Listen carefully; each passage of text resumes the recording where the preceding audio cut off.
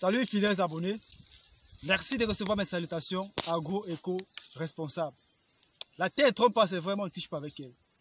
Pour parvenir à une récolte de qualité et en quantité, pour être compétitif sur le marché, il faut respecter la loi des 4S, il faut respecter la loi des 3T, il faut respecter la loi des 4B, il faut respecter la TZL, et oui, y compris les 8 escaliers qu'il faut franchir pour parvenir à un rendement de façon efficace et efficiente.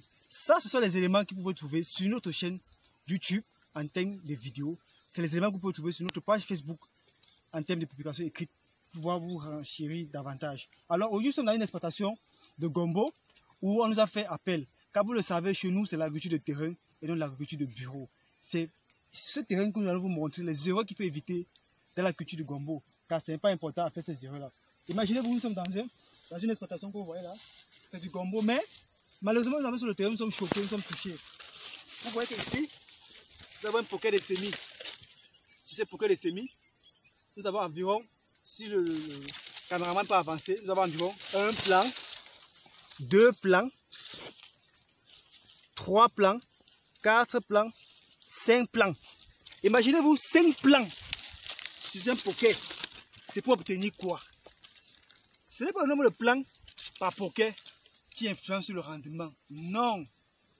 C'est le respect des différentes techniques, le respect des différentes règles comme vous avez dit tout à l'heure là.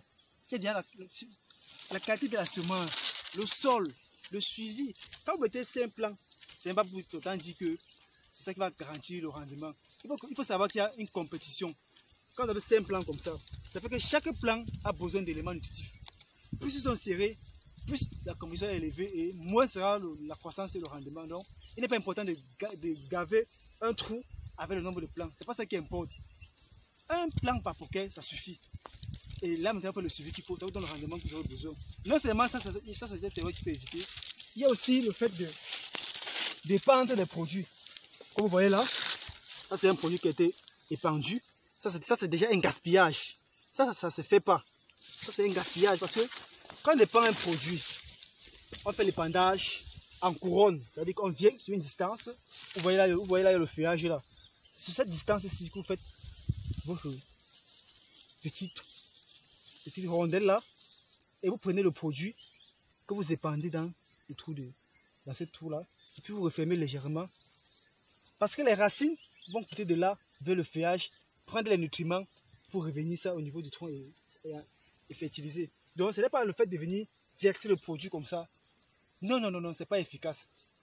Donc ça c'est les erreurs qu'on tenait à partager avec vous, que vous puissiez éviter ça. Qu'est-ce que vous faites dans le champ de gombo? Et que vous faites dans le champ de gombo, que vous ne puissiez pas faire ce genre d'erreur là, que vous puissiez éviter de surcharger les pockets avec le nombre de plants. Et aussi c'est la distance de semis qui n'est pas bonne. Vous voyez? Non seulement ça, on a tellement de plants par pocket. La distance des semis, c'est très rapproché, c'est trop saturé. C'est pour quel rendement? Non, fidèles abonnés. Évitez de surcharger les trous de semis en pocket. Évitez de trop resserrer. Il faudrait dire cela que la distance des semis ou encore la surface nutritionnelle est fonction de la zone agroécologique où vous vous trouvez, est fonction de la qualité de votre sol, est fonction du type de semence que vous avez utilisé, est fonction aussi de l'objectif de production. Ça ne se fait pas au hasard. Ça se fait pas au hasard. N'attendez pas dans cette vidéo que vous dites que la distance des semis c'est de 10 mètres, c'est de 10 cm. Non. Pour cela, il faut connaître votre sol. Il faut connaître votre sol agroécologique. Il faut connaître votre semence et aussi l'objectif de production. C'est ça qui influence sur la qualité de l'itinéraire à mettre en place. Mais dans cette vidéo, moi, je tenais juste à partager avec vous ces différentes erreurs-ci. Évitez ça.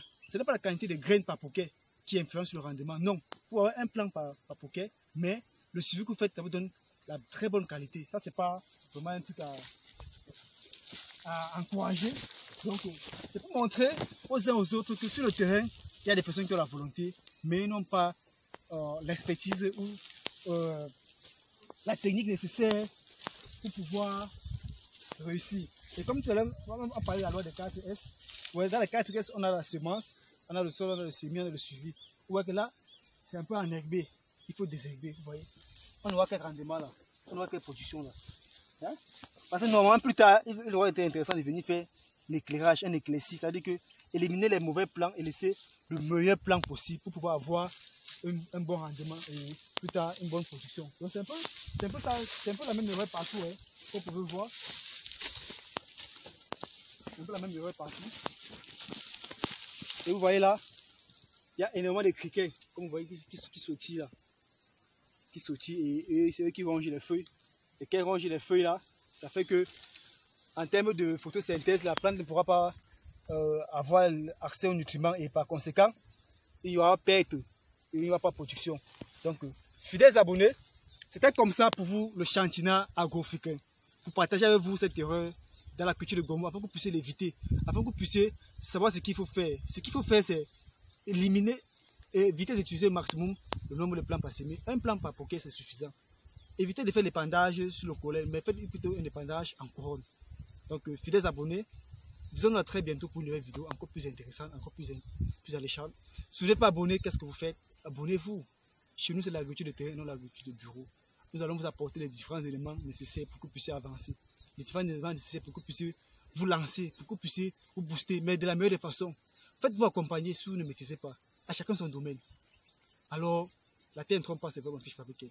Une fois de plus pour vous le Chantina Agroafricain, avec beaucoup de plaisir dans chaque vidéo que nous mettons à votre disposition, pour vous motiver, pour vous encourager, à ne pas vous décourager, malgré les difficultés et les échecs que vous avez sur le terrain.